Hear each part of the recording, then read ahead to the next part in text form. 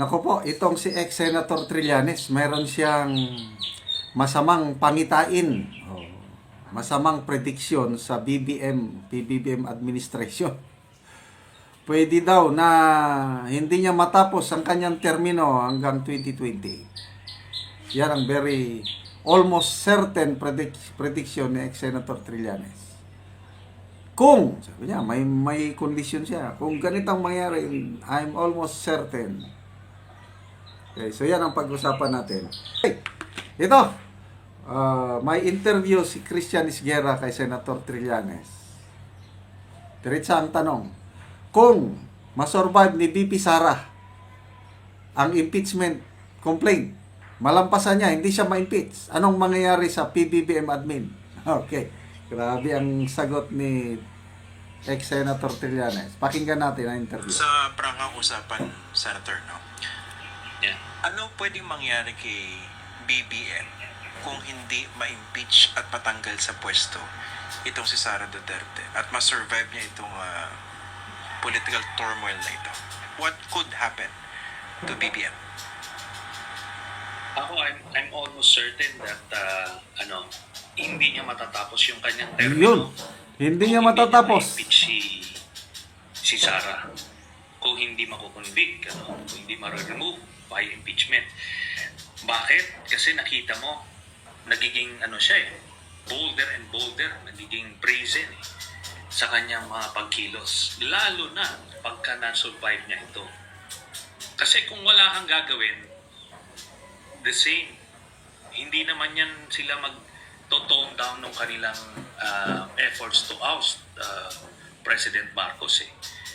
Ang target nila is to get back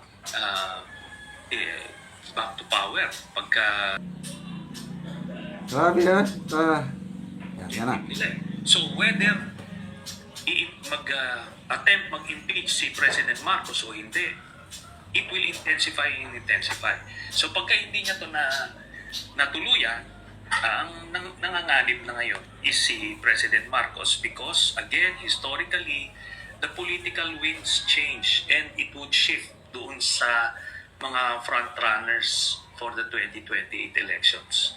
Lalong hihina ang pwersa nila sa Kongreso, hihina ang pwersa nila sa Senado, at sa public. Cut ko lang, Political winds change. Nagbabago ang ihip ng hangin. Agree ako doon. Tignan nyo yung latest survey ng Publicus Asia, isa sa mga credible na research group. Bago lang na survey, November 29 to December 3 ang period of survey. Pagkatapos ng ilang buwan na atake kay VP Inday Sara, siya pa rin ang may pinakamataas na trust and satisfaction rating among the top 5 government official. So, yung mga political groups, tinitignan nila yan na matibay itong Inday Sara na ito. Nakikiramdam ang yan.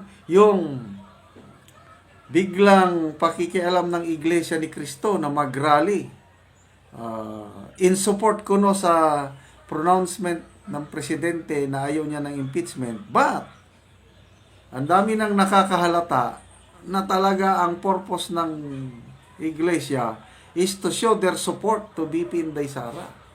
Yung suporta ng Iglesia kay VP Inday Sara, malaking bagay yan. So yun, political winds change depende sa prevailing socio-economic political situation. Kaya, of all prediction nitong si ex-Senator Trillanes, agree ako dito sa sinasabi niya. Saludo ako sa kanyang analysis. At large. When you say you're almost certain na hindi niya matatapos yung termino niya, kung ma-survive ito ni VP Sara Duterte, what exactly do you mean? Are you talking here of ouster through something similar to EDSA 2 or impeachment? Baka siya naman na ma-impeach, di ba? Ano ang mga nakikita niyo scenario? At this point in time, and having seen the Dutertes, sinasabi nila mismo, di ba? All of options are on the table dyan. Kung ang end nila is makabalik sa pwesto, then gagawin nila lahat.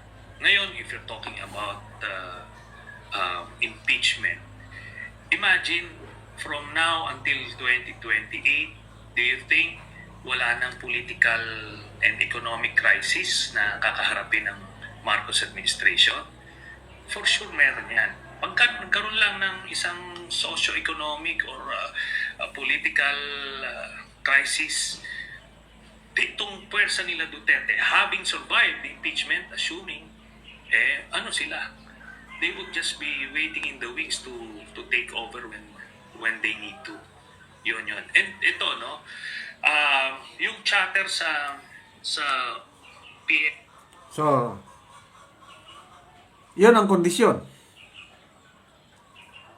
Pag na-survive ni BP Sara itong impeachment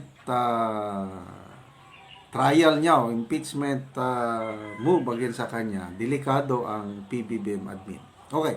So, pag-usapan natin ngayon itong na-file na impeachment complaint na sa kanya. Hindi pa rin umuusad.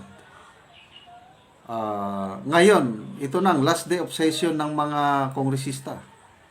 Wala pa rin balita. Nandun pa rin sa Office of the Secretary General yung complaint.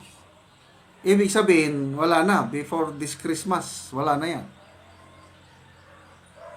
Next year na, January. Kailan? Sinabi ni House Secretary Velasco, alanganin na rin. Kasi mag-open sila January 15 ba? Then January 15, then February, ilang session days lang, 15 atala. Wala na. Then campaign period na, babalik sila June na. After na ng election, wala na. So, parang lumalabas itong impeachment move, itong Congress na ito, 19th Congress is wala na. Dying down na. So, 1 year from now, I don't know kung anong starting pagbilang, hindi nila mapailan ng impeachment complaint si BP Sara. So, 20th Congress, yan, dapat mag-file ulit sila ng impeachment complaint. At yun ang nakikita ko. Kasi yung assessment na Attorney Panelo na ang tanging hangarin nila itong impeachment kay BP Sara is para ma-disqualify nila na tatakbo sa 2028. And the only way na ma-disqualify nila is through impeachment. So, most likely, sa 20th Congress, another impeachment complaint will be filed against BP Sara. At granting na manalo si Speaker Martin Romualdez doon sa Leyte at siya pa rin ang speaker, then siya pa rin ang mag-control sa House, madaling lumusot ang impeachment complaint sa Kamara para endorse Kaya ang determining factor sa next Congress is yung mga mananalong senador.